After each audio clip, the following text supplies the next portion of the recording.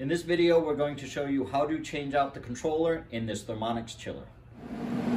First, we're going to start by ensuring that the controller is off. Next, we are going to facility power to ensure that it is turned off and locked per your company's lockout tagout procedure. Next, we are going to be removing the 4 screws to remove this side panel.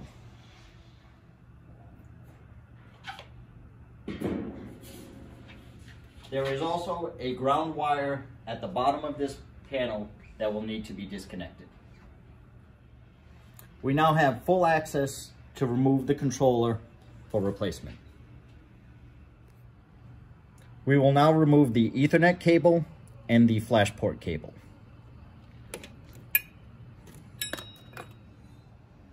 Next, we're going to remove the umbilical cable from the body of the unit. We start by cutting the tie wrap to gain access to the 2 connectors. We will then disconnect the 2 connectors.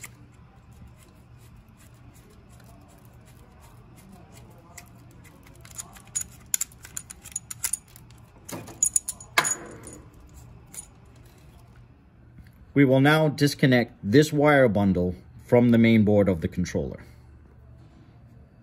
The wire bundle connects to J13, J14, J15, J29A, and J31. All these connectors are labeled for reassembly.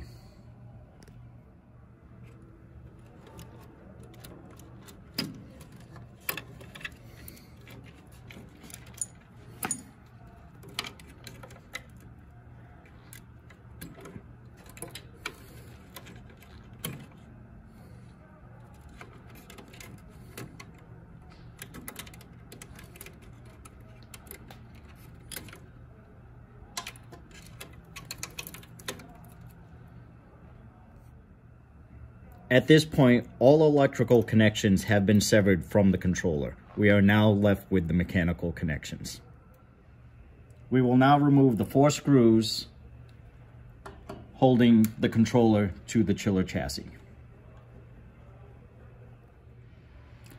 With the hardware and electrical connections removed, we can now remove the controller.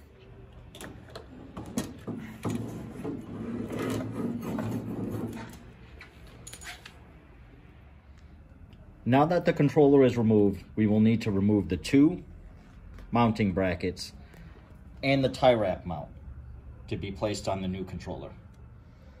Here we can see the mounting brackets and the tie wrap mount removed.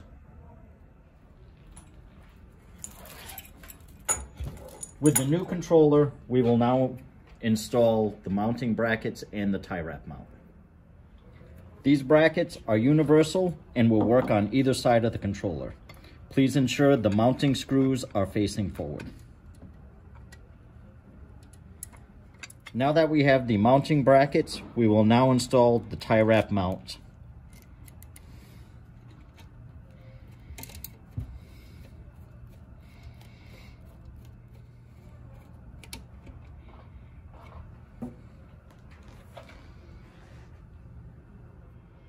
We will now install the controller in the reverse order from its removal.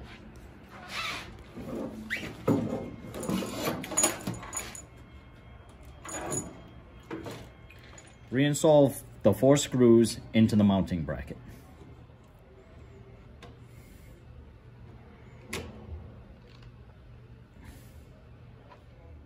Reconnect the wire bundle to the main board, observing the connector designations.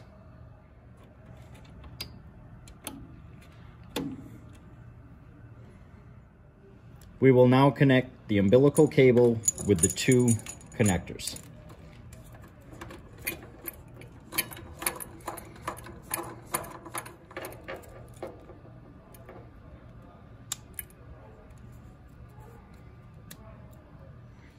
We will now tuck the umbilical cable back into its appropriate spot.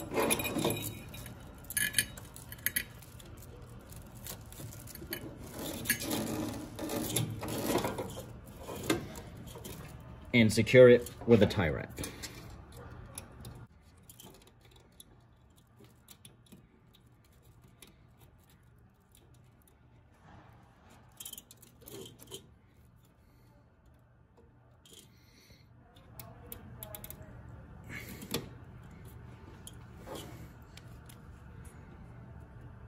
And cut the tail off the tie wrap. We will finally attach the Ethernet and the flash port cables to complete the reinstallation of the controller. Now that the new controller has been installed, we will attach power and turn on the system. We will then verify proper configuration of the controller before placing the side panel back on. Now that the system is powered on, to properly verify the configuration, go to Menu, go Setup, System Configuration, enter in the password of 1970, and verify you are set up correctly. For further information about your system configuration setup, please refer to LMS 210450 supplied with your new controller.